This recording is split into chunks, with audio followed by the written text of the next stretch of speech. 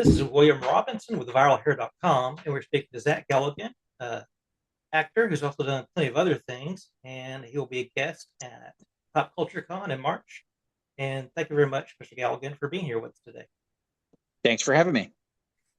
Hey, now I'd like to start off uh, actually about your voice acting stuff Okay. because you did a part in an album called the Clockwork Fable by Gandalf's Fist, along with doing That's voice right. work for Secrets of the Mogwai. Now, is this something you're like adding to your career path, or you're just kind of having fun with it for now, the voice acting type stuff? Well, the reason that came about was there's a progressive rock magazine called Prog, Right. and they I can't remember. I think I did something on Twitter or something in my social media where I said I was into prog rock because obviously I was born in 1964. So at the height of prog rock, I was like 10, 11, 12, 13. So it was very, very formative type of music for me. Um, Emerson, Lake and Palmer and Genesis and Kansas, Yes and yes, right. all that stuff. And so they did a sort of like an interview with me with a Desert Island Discs type of thing. And I guess Gandalf's Fist saw that and they were doing this thing called the Clockwork Fable. And they wanted me to do a voice in it. But they're a British band. And so I wanted to have some fun with it. So I decided to do sort of a Jason Statham type thing. It's basically talking like this, through the whole thing, like this. Right. Um, Jason Statham-esque. I would have to listen to him. I haven't done it. I mean, that was 10 years ago. I'm sure I was practicing. And so yeah, there was this sort of tough character, It's like it was very steampunk. So I wondered if he Right. had to sort of London down and dirty, like that. So I just was doing, it was just an opportunity to do it. And I'd never been on a record before. I thought that'll be cool. I'll be on this thing. And it was it is a big sprawling triple record, which is like, Yeah. it's just a massive epic. It's very difficult to listen to the entire thing through because it's like 3 hours. Might have been a case where Gandalf's Fist was perhaps a bit too ambitious, but that's for other people to decide. And I had been doing voice work before. If you look at my IMDb, there were a couple other things that I did. And then most recently, um, I did Gremlins Secrets of the Mogwai, Right. season one. Since there's no Billy Peltzer character, because it's a prequel and takes place in the 20s, 1920s, they gave me a choice of, you know, like something to do that was completely different from the Billy Peltzer thing. So yeah, I did one of these things, sort of a Bronx Brooklyn guy, a little bit like my dad, who was from the Bronx, although he was a lot better spoken than that. But he certainly Right. had the Bronx gruffness. It's my late father, so it was a bit of a little kind of tip of the cap to him. And so it's something that I've done from time to time. And most people, I would say this is one of the better trivia questions about me, and most people don't know. And that is in the 90s, although I never actually booked one, I went up for almost every single Disney movie that there was. And it got down to me and Robbie Benson for The Beast in Beauty and the Beast. I Oh, got down to the nippy. final two. And I was so gutted when I lost Beauty and the Beast because I had a feeling it was going to be a huge movie, which it was a big hit, and it Right. was. But of course, when I saw it, I was like, they computer generated the Beast's voice. So it's kind of like, what's the difference if it was me or Robbie Benson? Because it doesn't sound like either one of us. Right. It just Is it? sounds like nowadays they just use AI. So, you know, Yeah. Which, yeah, it's funny. Now, you talked about it being an epic thing, of course, Gandalf's Fist. I think of works by Emerson, Lake and Palmer, that kind of length or epic type stuff. Uh, when you're on the road, is there a particular album from that genre or type of music you like to listen to kind of chill out at the end of the day? um, I don't really associate prog rock and chilling out in the same sentence. It's way too mathy, math rocky, and it's way too complicated, uh, for it to sort of be chill music. To me, unless you start getting into the Phil Collins era of Genesis with stuff like Wind and Wuthering and that single Follow Right. You, Follow Me, then it gets kind of starts getting Phil Collinsy and ballady. But I mean, there's nothing Yeah, very that's ballady. true. There's nothing very soothing about Lamb Lies Down on Broadway. So no, if I'm going to do soothing stuff, or chill stuff, I probably do like Lana Del Rey, you know, something like that. Something kind of like her ultra violence records, kind of like smoky and sultry and almost like a torch song throwback kind of a thing. Right. Yeah. Cool. Thanks. Now, you've done all kinds of movies. Like, I've actually watched a few other than just Gremlins, like G-Men from Hell, that kind of stuff. Yeah, that's a weird one. It is, but very pulpy. I loved it, and the way you did your character, the detective, almost reminded me a little bit of Billy Peltzer, just because it's like the ordinary guy in the weirdest circumstances possible situation. So that was very well done. Um, is there a genre for you? Like I've talked to a couple actors, and something like they every once in a while they go back to a western or something else that kind of, well, it's like comfortable for them to be in that genre. Is there one for you, or you just like to do what you can in the acting industry? I don't know if there's really a genre that I'm the most comfortable in. I mean, the one thing I would say is, I've done a lot of horror films and a lot of sci-fi movies with Right, special effects in them. And once you and they're fun for sure. right, sure, But once you've done a lot of special effects stuff, it adds an extra layer of complexity to what you're trying to do. And as an actor acting in film, it's already complicated enough. Most of the time you shoot stuff out of sequence.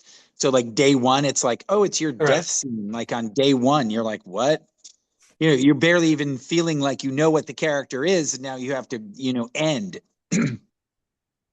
Or another classic example is, you have to do all your love scenes with your new co-star the first day that you met 10 minutes ago. It's like, hey, I'm Zach. Hey, I'm Ellen or whatever, and it's like, well, I guess we'll spend the day in bed together. I mean, it's very awkward.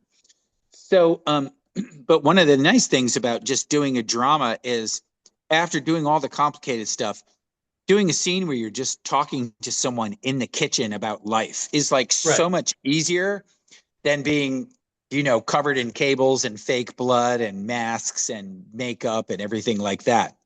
So there is a part of me that wishes that it was just, that I had done a season of Gossip Girl or something like that, where literally all I have to do is talk to my daughter and go, do you really think you should be dating him? Like literally that's the extent of what you have to do, is show up and go, are you sure he's right for you? right, right, Whereas it's like on other movies, you're like, well, come in 3 hours early for the makeup and the cable adjustment. And you're like, oh my gosh. So sometimes it's just sort of, it's nice to, I mean, I've been doing this for a while. right. Next month, next week, or 2 weeks from now, it's going to be 45 years being an Wow, actor. congratulations. So 45 years of doing this, you've pretty much feel like you've done just about everything, just about everything. I'm trying to Right. think if there's something I haven't, there's some kind of genre that like I haven't done, but I feel like I've done almost every single one of them. I mean, I've done a Western, or at least Dr. Quinn, Medicine Woman, Okay. Civil War movie, um,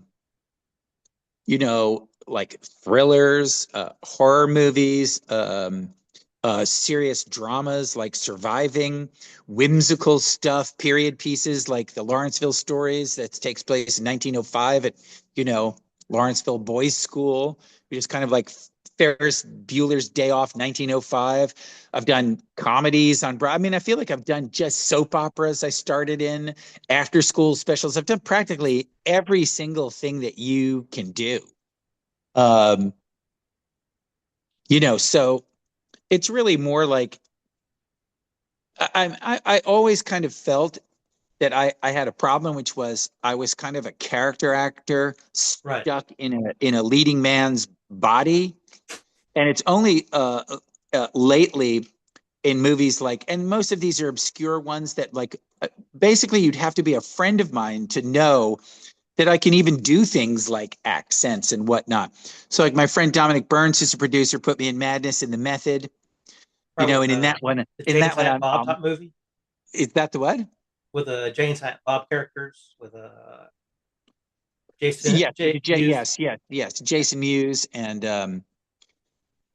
Kevin Smith, Right. David Malkian, and a whole bunch of people in it. Dean Kane, and you know, like Dominic's, because I have hung out with him in England so much, you know, he's one of the only people who knows that I could like do a character like this. You know what I mean? Like most people wouldn't even know that I could do something like this. Like they just never they associate me with Billy Peltzer and like, hi mom, hi dad, I'm home, kind of a thing. Right. And so, you know, and also and once you get established as that, people go, well, why don't you just go into the audition and do it? And sometimes I did, and people would be like, that's not what we were expecting. You know, what I have Right. always said about people in Hollywood was, for people in the imagination business, they don't have a whole lot of imagination. Right. Like they really kind of, once you get established, I mean, who created typecasting? Hollywood created typecasting. Once Yeah. they see you in something, they're like, that's who you are. It's like, well, not really. You know, I mean, kudos to Sean Penn for not being stuck as Spicoli, you know, and people like Brad Pitt, for example, after he broke out in Legends of the Fall, right, with the long hair, and he was all sort of like better looking version of Fabio. What's the next thing he did?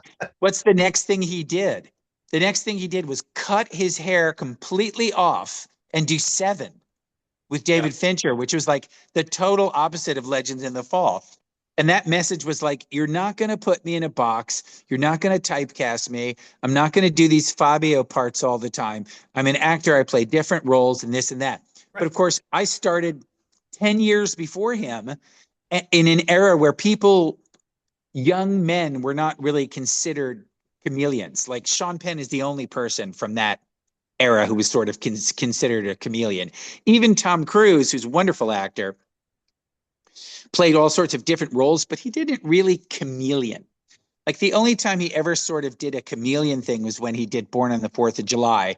He grew his Right. hair out, he grew a mustache. But that's like hair and makeup. You know what I mean? And sit in a wheelchair. So there wasn't really that kind of a feeling like, oh, if you're, an actor, and Cruz, look at Cruz. Here's the guy, super good looking guy. He never won an Oscar. Like he's never won. Tremendous actor, he's never won. Right. Right. And then meanwhile, Sean Penn, not, shall we say, not classically as handsome as typically handsome as Tom Cruise, and much more immediately accepted as a character actor. And that's probably his own doing, Right. you know? So, uh, there's nothing I've really, though. I guess if there's one thing left that I would love to do, it would just be a regular on a series. I've never done a season of a television series ever. That's literally the only thing I can think of that's left. I've done reoccurring stuff, but I've never done a series regular. I don't even have to be the lead. You know what I mean? I could be like the grumpy guy in Law and Order that they go into. That's like the district attorney. That's like Stephen Hill plays with Sam Waterston, where he goes, "I don't care, just get me a conviction." Right. That guy. It's like I don't, I'll just any regular in a TV show where I show up, 2 days a week for 13 weeks. 26 weeks or however long it takes to shoot 13 episodes, and show up and do a couple of days here and a couple of days there, collect a nice paycheck and be on, 14 episodes of something. Never done that. Would love to do that. Everyone says it's a grind. Can't wait to experience it. It's something new for you, right? Yep. Speaking of Hollywood, because something that I forgot, and I recently, like I said, was watching a couple of your movies or watching for the first time. I was rewatching Gremlins 2, Mm. and going into that, because we watched it, some of it almost went to Mel Brooks or Zuckerberg Brothers type of parody. Did you know that going into the sequel they were going to do that, or how was it presented to you before they went all fourth wall breaks and stuff, Hulk Hogan and whatnot? Well, they gave me the script. Um, can't remember if they gave me the script before or after we made the deal. It always feels like after, but I can't remember because you're literally talking now 36 years ago. Right. Um, so I mean, it was pretty obvious from the script that the tone had changed. Right. There were some people, there were some characters that were cut in later drafts from Gremlins 2. Um, like for example, um, there was a character who at the end of the movie they have all of these soldiers come in. You know, and I think Dean Norris plays one of them. They're like hup hup hup, you Yeah. know, Right. and Right. they're going around and there's just there was a much bigger part for them, and they had a leader, and the leader was they sort of wrote the role for a great character actor in the 80s, 70s, and 80s named Charles Napier, Yes. who kind of looks like a cartoon character, like Sergeant Rock, is an incredibly square jawed kind of guy. He was going to come in and be like the kind of like we're gonna tear this place down, you know, that kind of. And so that was in the draft that I read, and I was like, who's going to play this commander? He was like, you know, Colonel somebody, you know, and he was big cartoonish, you know, again poking fun at the military like they do, kind of in One Battle After Another with Colonel Lockjaw, and also like they definitely do in Doctor Strangelove with General Jack D. Ripper, played by Sterling Hayden. So they were going to make him this big cartoonish, you know, spoof on the military. And so when I was around page 45, I was like, this tone is very, very different. Um, and when I put it down, I mean, I did say to Joe Dante and Mike Fennell, I did say to them at the time, you know, this isn't scary at all. Like there are no scares in it, you know, and is that okay, like tone wise? Because Gremlins 1, you know, Right. uh, uh, it had at least it had some suspense moments, like with my mom, you know, in the kitchen, and Oh when yeah, she's that was freaky. attacked by the Christmas tree, and when they're sort of messing with her, she's walking around with the knife. People still talk about that as like a kind of a fun suspense sequence. It's, I mean, if you're an adult, Gremlins is not particularly very scary, but if you're a kid, it was. Right. And there was none of that. So you know, it was pretty much presented to me like that, and I was pretty much, you know, I wasn't in any position as a 25-year-old actor to really say anything other than, well, let's go with it, you know. But I did have concerns about it, and when I saw Gremlins 2 for the first time when it was all cut together, and it opened with a Bugs Bunny cartoon. I mean, it opened with a Bugs Bunny Yeah. cartoon. And I remember being there and going, "Oh, this is so clever. Joe's so great. He's going to show a. He loves Warner Brothers cartoon. He's going to show one at the beginning of the movie, like an old-fashioned drive-in." You know, I was expecting to see like Coke commercials with dancing cups and stuff like Right. they used to do at the drive-in. And then I realized that the commercial was part of the movie. I was like, "What?" I was completely thrown by that. And then, you know, as I'm watching the movie, some of the Gremlins, the Mogwai sequences, like they went on for 5, 6, 10 minutes with no humans. And I thought to myself, this is not good. This is like a Muppet movie. Now, some people love Gremlins too, but to me, I could tell that it was so divergent from the tone of the first one Right. that I couldn't imagine that audiences back then. You also have to remember, 1990 weren't that many sequels. Like sequelitis and sequels is kind of like a new thing. Like people weren't really talking about franchises that much. You had Right. Star Wars had three of them, and the most obvious one is James Bond. You know, was Right. like a huge thing. But there's no Harry Potter. There was no, you know, that hadn't even been written yet. There was no there was like basically there was no Marvel universe, you know what I mean? Like they couldn't even do Spider-Man. The effects were so bad in 1983, 1989. Right. You couldn't do it. It had to be 10 years later when computer generated stuff came along. So like I mean that's why, for a perfect example, just to prove my point, that's why Chris Columbus didn't have anything to do with Gremlins 2 because he was like at 27 he was like, what's a franchise? Like he'd figure it out with Harry Potter. Right, But exactly. he was like, what's a franchise? I already did Gremlins. If they want to do Gremlins 2, whatever, as long as they pay me, you know what I mean? Like he didn't think in terms like we all do now, like Scream 7. You know what I mean? Yeah, The only thing that had sequels were like horror movies like Nightmare on Elm Street, which were not really, they're revered now by fans. They were considered kind of a joke, Friday the 13th, part 4, 3D. That was like the final chapter. Friday the 13th, 3D, Jaws 3D. Once you got to the third one in the sequel, it was considered garbage. You know what I mean? right. Like it did not have the thing right now, like it does right now, where some of the number threes in these are actually really, really good movies. Um, Even Superman 3 is like, what is that? The Quest for Peace with Richard Pryor, disaster. It's like not Yeah, it's bad.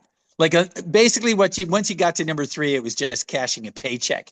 People didn't think in terms of like, oh, Guardians of the Galaxy 3 is a pretty good movie. You know what I mean? right. There just wasn't that awareness that you could stretch it to like 10 and have it be good. Um, and so I just thought that, and if you did do sequels, the sequels were basically just the same movie again, like stamped out again. Like a perfect example, AC/DC records. Like every AC/DC record is essentially the same record, but it's such a great record, nobody cares. Right. It's AC/DC. You can't tell me like, the only difference between Stiff Upper Lip and Razor's Edge, aside from the producer, is that Razor's Edge has better songs, but sounds exactly the same. Exactly the same. Um, Despite what Rick Rubin says, it sounds exactly the same. It's an AC/DC record, and God love it. So here with Gremlins 1 and Gremlins 2, it's like Gremlins 1 was this thing. It was like this dark, scary thing that to this day, I think really balances the horror and the comedy as well as any movie that's practically ever been made. And then you have Gremlins 2, and it's like they took the scale and just put everything in the comedy. Yeah. And go ahead. I thought a couple times rewatching it as an adult, like I said, am I watching The Naked Gun 2.3 or something like that, or how many jokes we make at the expense of the Batman movies or Looney Tunes or something like that.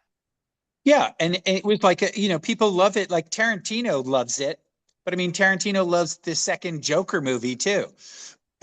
Sometimes I think he just loves being contrarian and loving things that everybody else doesn't love. Right. But I just thought I walked out of the sequel and I was like, they may have gotten great test scores, but I don't know. Like I felt like I was the target audience for Gremlins and I loved Gremlins. And I walked out of Gremlins 2 and I was like, I don't think people are going to be able to, they're going to have whiplash from the tone change. Now you could Yeah. say, well, what about Alien and Aliens? You're like, okay, that's a great example. But in Alien, right, you only had one creature. So that suspenseful horror thing, kind of like the Funhouse, the movie, the Toby Hooper movie, the Funhouse on a spaceship, Right. with the thing jumping out and killing you. It's like an Agatha Christie novel in space, right? And then there were none, keeps picking off all the Oh, that's good. people. And then with Aliens, you've got hundreds of them. So it lends itself naturally to an action movie. And James Cameron, who's, one of the smartest filmmakers of all time, and certainly one of the most successful, really the only person who's even comes close to James Cameron is Spielberg and George Lucas. Right. Immediately knew that the right tone was when if you go on a planet, you're going to have 100 aliens, you got to have battles.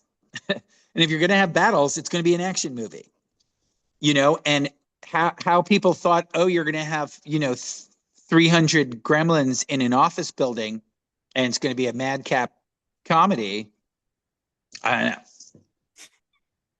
Unless, it's like Office Space with gremlins. You know what I mean? It's like how to succeed in business without even trying with gremlins. It's like, okay, I guess you can do that. and people love it. And it's, I mean, it is for what it is. It's a good movie. It's fun and it's successful.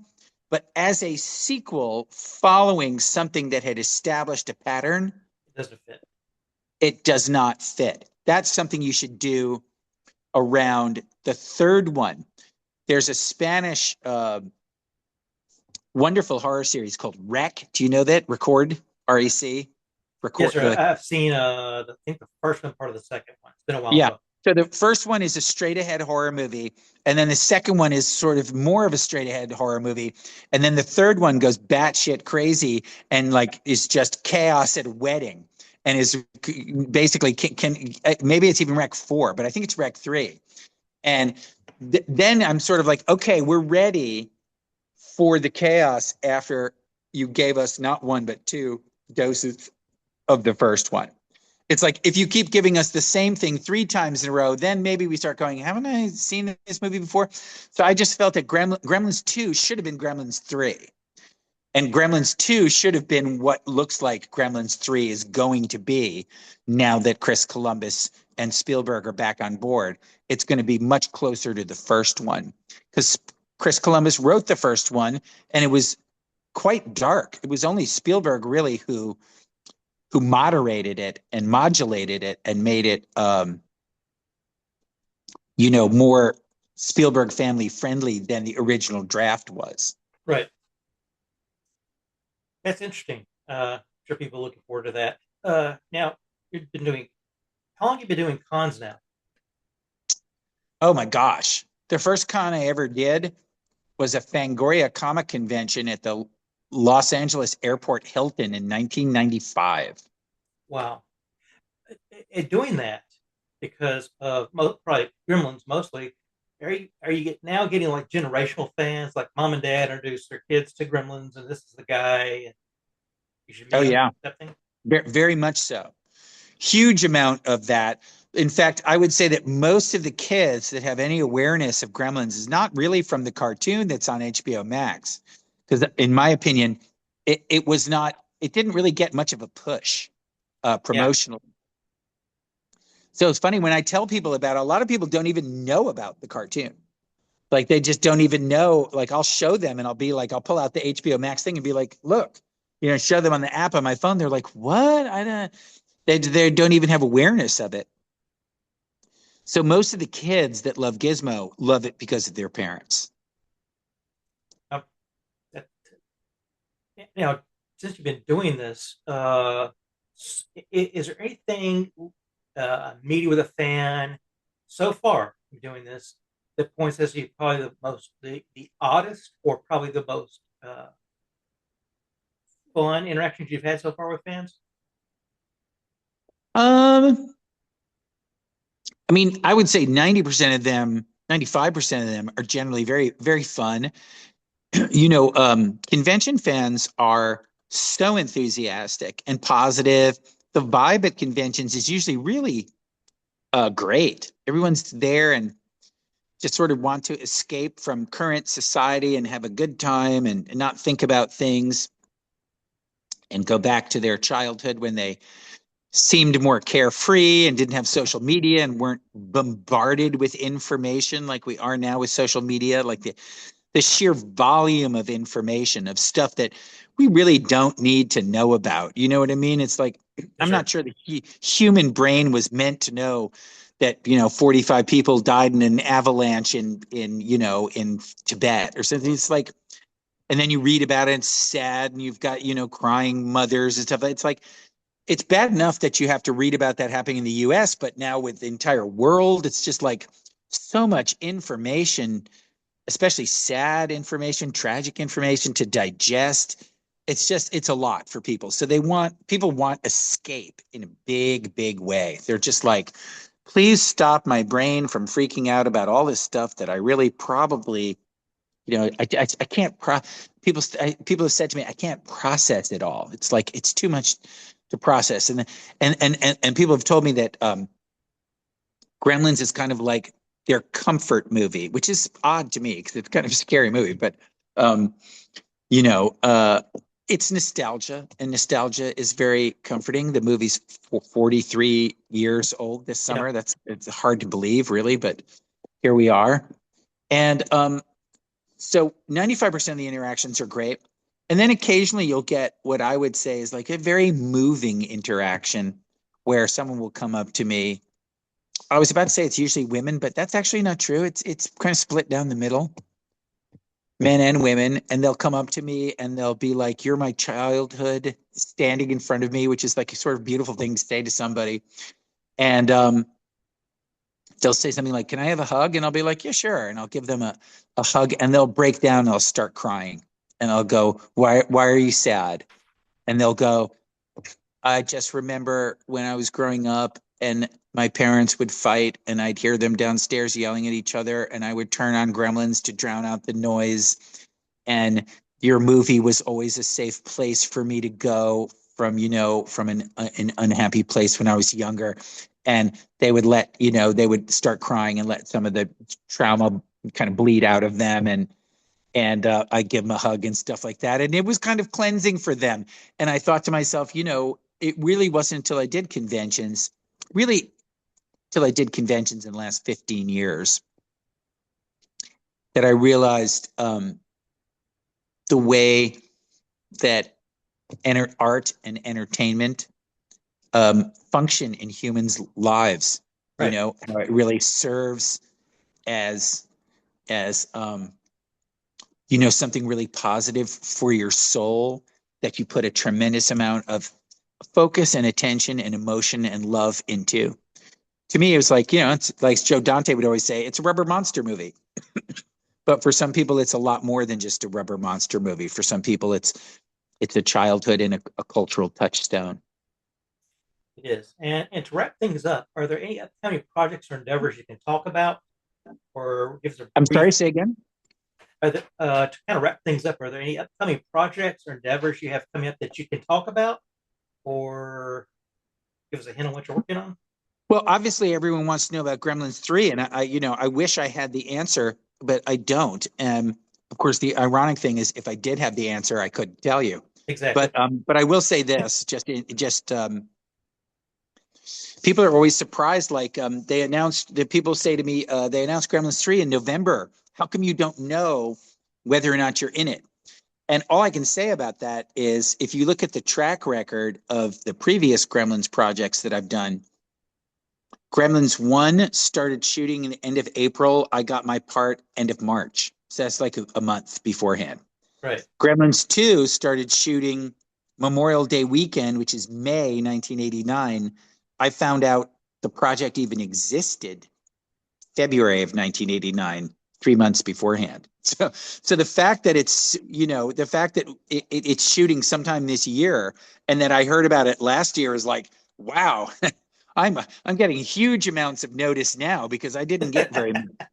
Um, when they asked me to do a voice on Gremlins Secrets of the Mogwai, they announced the project in July of 2019, and they offered me the voice role in May of 2020.